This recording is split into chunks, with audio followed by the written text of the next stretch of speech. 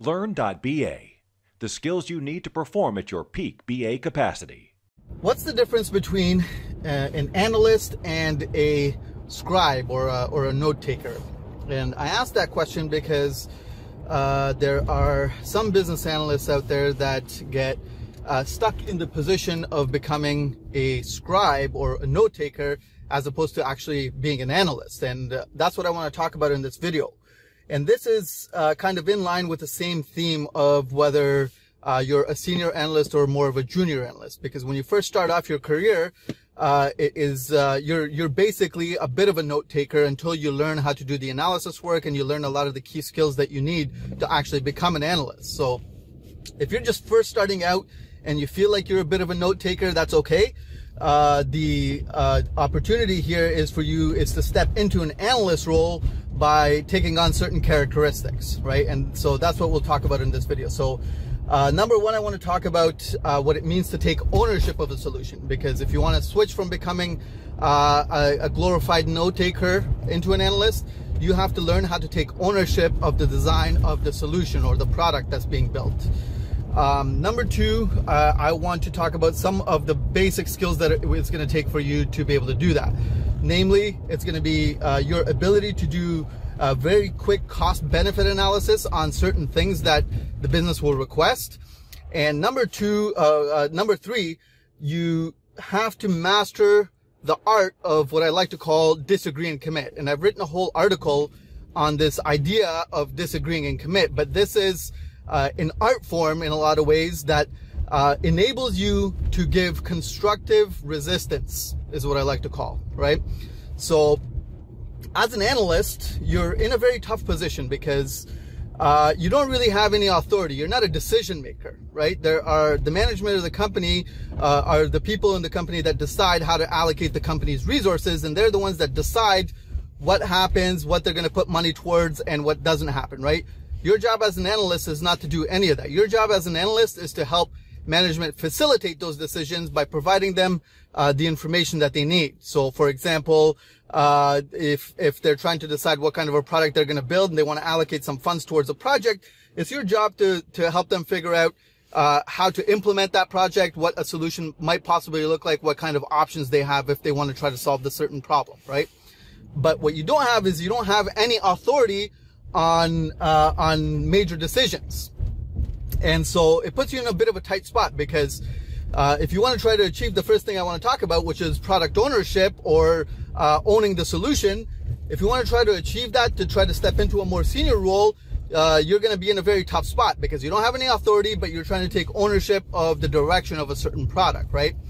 And so the way that you do that is, number one, is that you have to be very good, or you have to get very good inside your own environment at making very quick cost-benefit judgments. So, for example, if your stakeholder says, hey, we want you to build this piece of functionality into the solution, there are two things you need to know. You have to very quickly be able to calculate how much is that feature going to, roughly, how much work is going to take for the project to implement that.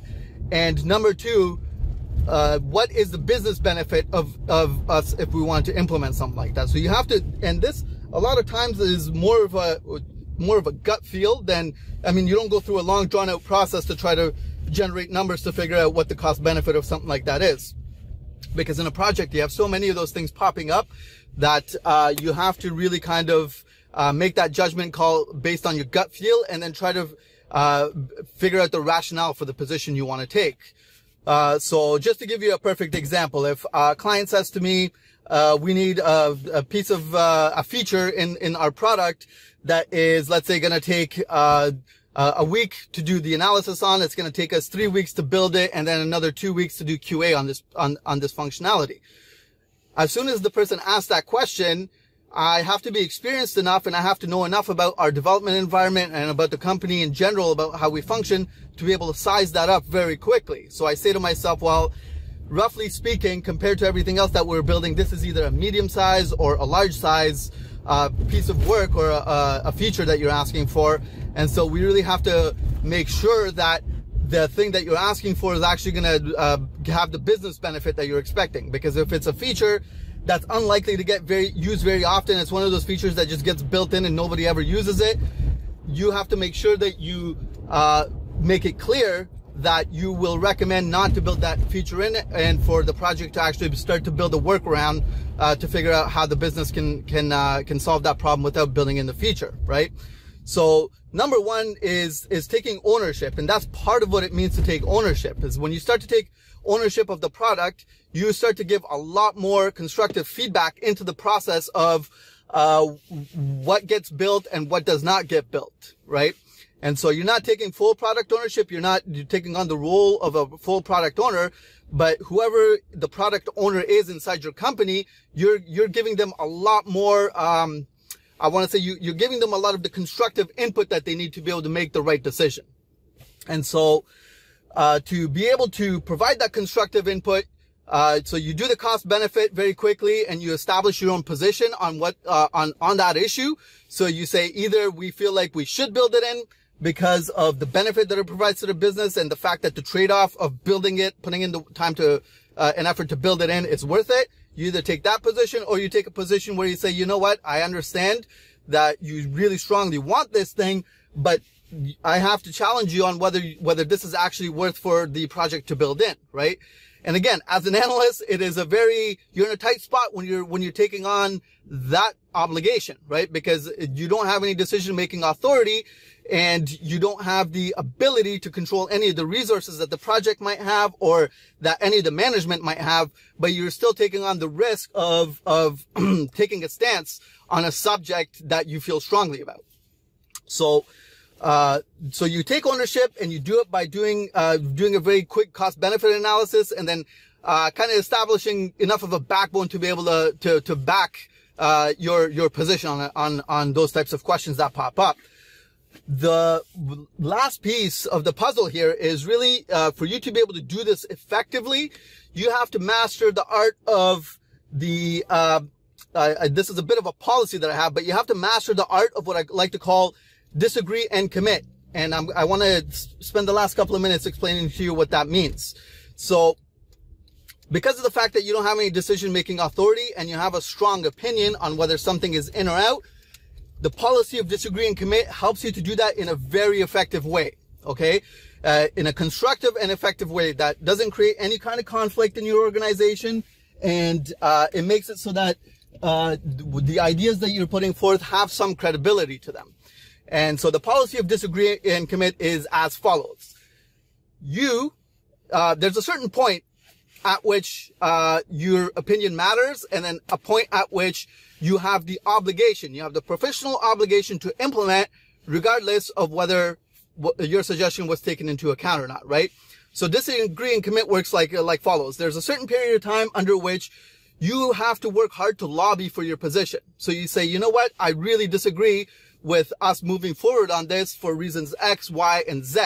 And I feel obligated to express my opinion for this, because I don't think it's the best decision for us to make. And you're lobbying this against, people who might be holding the counter position. So the person who's asked for the feature, for example, might say, no, you really have to build it in. And you have to really kind of hold strong in your position if you really believe that that's the right thing to do. But there's a point at which, you are now professionally obligated to implement whatever decision has been made. So even if, let's say, the project manager or the project leadership group or the steering committee of your project has decided that your opinion, that they're going to go against your recommendation, at that point, right at that point, you switch from being a person who has a strong opinion to a person who now implements with 100% of their effort based on the decision that was made by management, right? And so I have a full article on this on the website at LEARN.BA. I'll link it below. I would suggest that you go ahead and read that, but think about ways that you can start to get yourself into a more senior role by doing things like this, taking a bit of ownership or giving constructive feedback, and then finding effective ways of how you can do that without creating a lot of conflict in your organization.